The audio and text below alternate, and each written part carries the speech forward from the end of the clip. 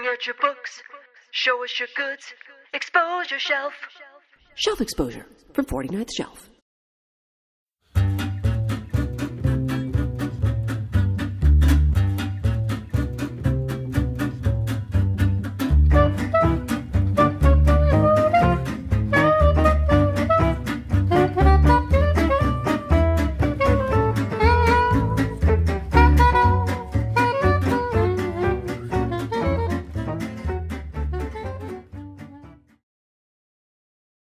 So I was doing a little bit of thinking of sort of what my favorite books are, how you can tell what a favorite book is. And for me, I realized, it's true there's the books you read the most or the books you lend out. For me, it's the books that when you lend out and you lose, or you drop in the bathtub, or otherwise they disappear from your life. They're the books that you're compelled to go out and buy a second or third, or in actually the case of my first book, a fourth copy. St. Clair Ross's As for me in my house. I think it's a staple in any used bookshop in Canada. It's great. I first came across it in an undergrad Chem Lit course. As one as wanted to do, I read it, I wrote my essay on it, sold the book at the end of the course. And then I came across it in used bookstore and realized, hey, I really enjoyed that. I'll take a flyer and read it again. And I kind of kept doing that. I would leave the book on vacation after I read it, and then I'd find myself buying another copy because, oh yeah, I forgot how good this is. I took out Ken Babcock's first book, Mean, out of the library. I read it, quite liked it.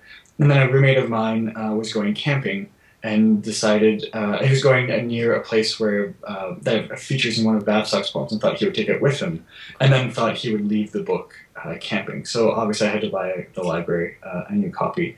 And then as I was working on my own first collection, I started getting more and more interested in what other writers' first books look like. Not in a competitive sort of way, but to remind myself of the good things of first books, to remind myself of the possibilities and what you can do with them. So I found myself more and more coming back to Ken's book, and I thought, I've taken this out of the library in Toronto now 3 times. I think I should just buy this freaking book. Ken has a really great early tradition, I think, of epistolary novels. And I think one of the few books that still does that is Joey Cromo's Overqualified. Every 6 months or so, I would start wanting to write some sort of epistolary project. It wouldn't be hilarious if these 2 people were writing letters. It wouldn't be hilarious to do this. But then I slowly realized that, in fact, I didn't want to write these projects. All I wanted to do was go back and read Overqualified. Lisa Robertson's The Weather. And actually, the day I'd finished it, I was at a party that night. I had the book on me, and I sort of corralled someone and forced the book up, forced them to borrow the book from me. Say, no, you have to read this. This is amazing. This is so wonderful. And then I realized a few weeks later that as I had a beer or 12 at the party and forgot who I lent it to, never found its way back.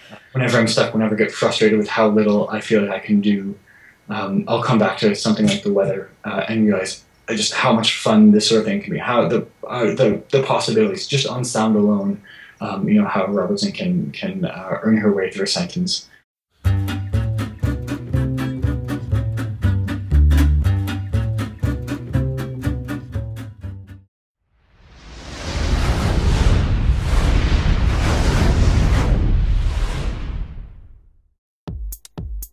Will you please show us the third book from the left on the shelf, on your bookshelf? What is that?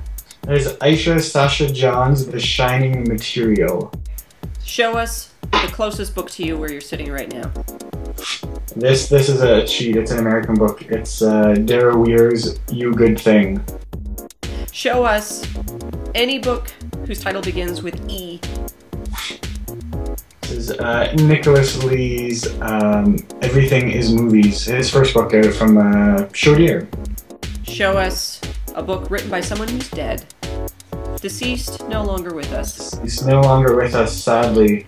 This is one of the books that if I lost, I would replace in a second.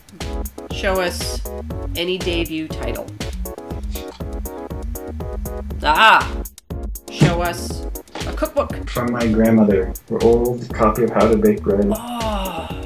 It is wonderful. Those Better Homes and Gardens, I have a jelly mold. Thank you for inviting us into your library and showing us what you got. You got the goods. Yeah, I got the thanks for looking at my goods.